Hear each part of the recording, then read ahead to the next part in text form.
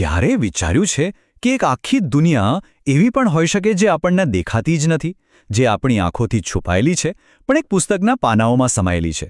આ દુનિયા સાહસો અને અજાયબીઓથી ભરેલી છે અને બસ આપણી શોધની રાહ જોઈ રહી છે.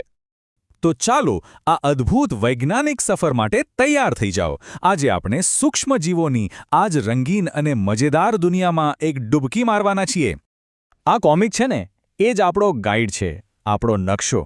આજ આપણને 5 અલગ અલગ સૂક્ષ્મ દુનિયામાં લઈ જશે, જ્યાં દરેક જગ્યાએ નવા જીવો અને નવા રહસ્યો છુપાયેલા છે. તો આપણી સફર અહીંથી જ શરૂ થાય છે. તો ચાલો આપણી સફરનો પહેલો પડાવ શરૂ કરીએ.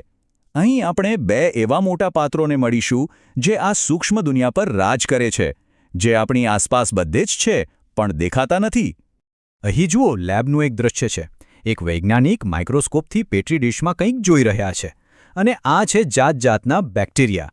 પણ આ કોઈ ડરાવણા નથી હો, એકદમ હસમુખા અને ફ્રેન્ડલી લાગે છે. આ બતાવે છે કે બેક્ટેરિયાની દુનિયા કેટલી મજેદાર હોઈ શકે છે. હવે લેબમાંથી બહાર નીકળીને સીધા જંગલમાં જઈએ. અહીં લીલોતરી વચ્ચે આપણને મળે છે ફૂગ. આ મશરૂમ જેવા પાત્રો એમના કુદરતી ઘરમાં કેટલા ખુશ લાગે છે નહીં? આ યાદ અપાવે છે કે સૂક્ષ્મજીવન ખાલી લેબમાં જ નથી હોતું, આપણી આસપાસ પ્રકૃતિમાં પણ ધબકતું હોય છે. તો આ બંને ચિત્રો પરથી શું સમજાયું?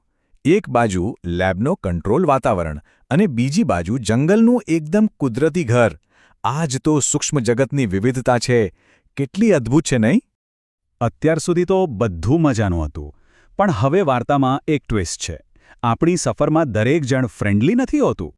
પણ સવાલ એ છે કે શું આ નાનકડી દુનિયાના બધા જ જીવો આટલા સારા અને ખુશમિજાજ હોય છે?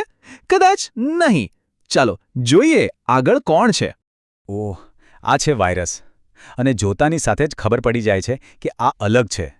પેલા બેક્ટેરિયા અને ફૂગ કેવા ગોળમટોળ અને મસ્ત હતા, જ્યારે આ તો જુઓ, તીક્ષ્ણ ખૂણાવાળા, જાણે કોઈ વિલન હોય.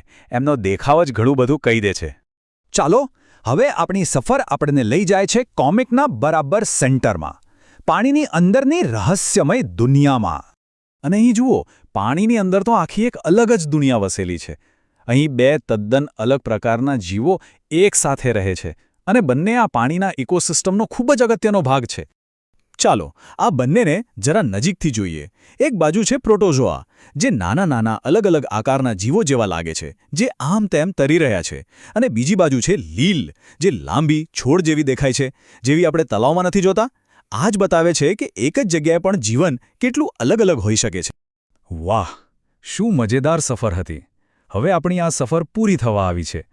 તો ચાલો ફટાફટ એક નજર કરી લઈએ કે આપણે આ સૂક્ષ્મ દુનિયામાં શું શું જોયું. આપણે લેબમાં બેક્ટેરિયાથી શરૂઆત કરી, પછી જંગલમાં ફૂગને મળ્યા, પછી થોડા ખતરનાક વાયરસનો સામનો કર્યો અને છેલ્લે પાણીમાં પ્રોટોઝોઆ અને લીલની દુનિયા જોઈ. ખરેખર એક જ ચિત્રમાં 5 અલગ દુનિયા. તો આ રહ્યા આપણી આ સફરના 5 સુપરસ્ટાર્સ: બેક્ટેરિયા, ફૂગ, વાયરસ, પ્રોટોઝોઆ અને લીલ. આ 5 મળીને સૂક્ષ્મ જગતની અદ્ભુત વિવિધતા બનાવે છે. અને આ જ તો આ કોમિકનો મુખ્ય હેતુ છે કે વિજ્ઞાનને એકદમ મજેદાર અને સરળ બનાવીને શીખવી શકાય, ભણતરને એક સાહસ બનાવી શકાય.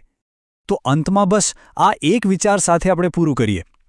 જો આપણી નરી આંખે ન દેખાય એવી જગ્યાઓમાં આટલું બધું જીવન ધબકતું હોય, તો જરા વિચારો, હજુ એવી કેટલીય અજાયબીઓ હશે જે આપણી શોધની રાહ જોઈ રહી છે. કદાચ આપણી આસપાસ જ ક્યાંક.